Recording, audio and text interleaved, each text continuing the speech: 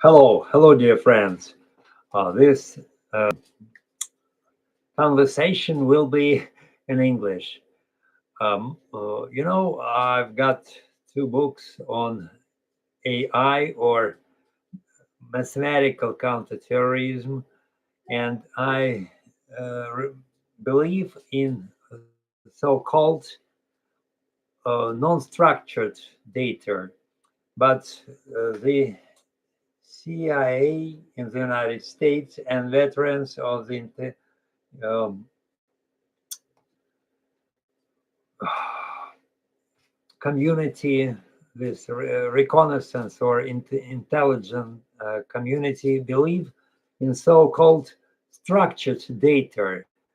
And I think it's the main difference between my approach and theirs. So I would like to show you material. This material is attached to this um, video. Please read it or listen, even listen, because I recorded it and you can enjoy it, please. The 20th century will be remembered for ushering in an era of dazzling advance. Sorry. Uh, I call this It's material best not to tangle with porridge. CIA's AI and open sources about Ukraine, etc. On September 20th, important thoughts on cybersecurity, CS, were voiced by veterans of U.S. intelligence community. I covered some of them in the part 1. I planned to give more in 4 or 5 parts, but gave up this idea. Now see all of those brilliant ideas summarized on one page. The fact is that at the failed meeting on Zoom with the director of the CIA on September 28th, Mr. Blair was replaced by a certain horseradish in the mountain named Randy Nixon, and that desire of mine to cover ideas on September 20 was gone. Anyway, I will give a short number of ideas at the meeting on September 20th to contrast with the ideas of Randy Nixon about open source intelligence in Ukraine and in the world. He was grabbing along from his car looking at some prepared text with obvious complacency. His main idea was we, in the CIA, are to find the needle in the field of needles. So, he definitely overestimated the CIA's efforts as much as he could. But the USIC veterans stand for reducing such a painstaking in looking for a needle in the field of ones. Veterans offer wider usage of newest AI tools from the private sector.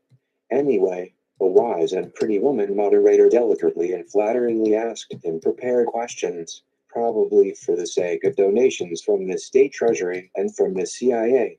And the impression of mine is as follows. With Randy Nixon's AI intelligence, from open sources, it's best not to tangle with such a mess with Ukraine that, like Afghanistan for the USSR, it's only a child's play to what is on the way for the still ruling Dems. Now let me briefly describe the conflict between the developers of AI based in the USIC and bureaucrats and regulators from the Department of Justice and the hordes of completely useless Dems as regulators with a bunch of renegade Republicans, anti-MAGA on Capitol Hill. Let's see what comes on October 7-10 at the Cipher Tree Conference with the alive, as I hope, the CIA director where some of these questions are to be discussed or ignored. 1.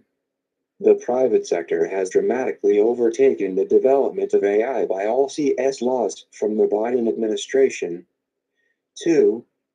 Dems and the National Security Agency, NSA, according to these laws, misinform the US public on businesses with the Chinese factor and the Putin's nuclear threat. 3.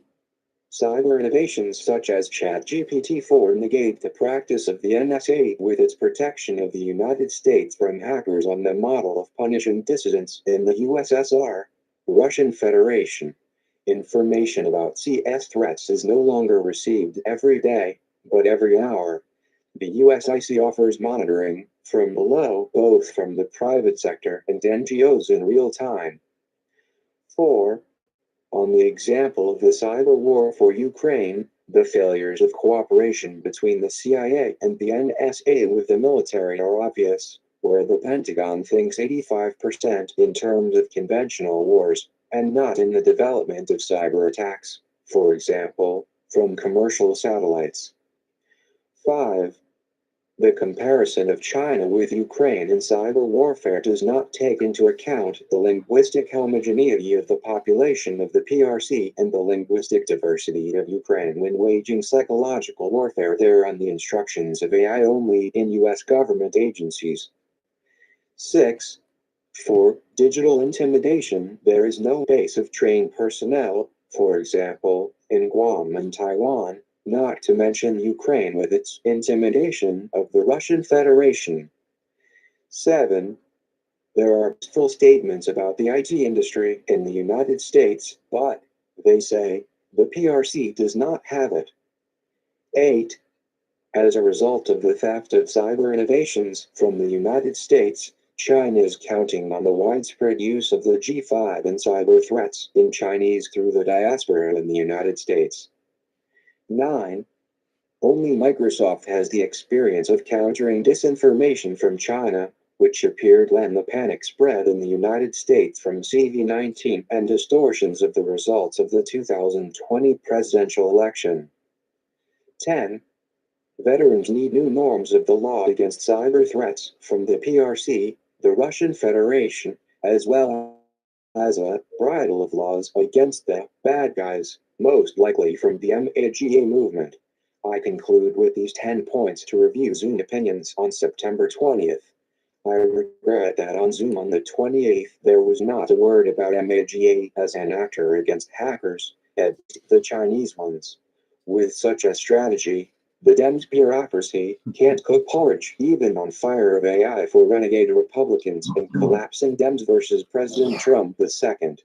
But possible collapse of Putin by November will speed this porridge cooking. The 20th? All right. And I would like to say that in 2 or 3 days, you will see the future of the present day chief of the CIA, Mr. Blair. He wanted to appear, as I told you, on September 28th. But if he doesn't appear in 2 or 3 days at this conference, it will mean that he also could be dismissed as the Minister of Defense in Ukraine. It's just my suggestion. Okay, see you. Reply to this material. Be involved in our prognosis on the civil-military relations in the United States and in Russia. Bye-bye.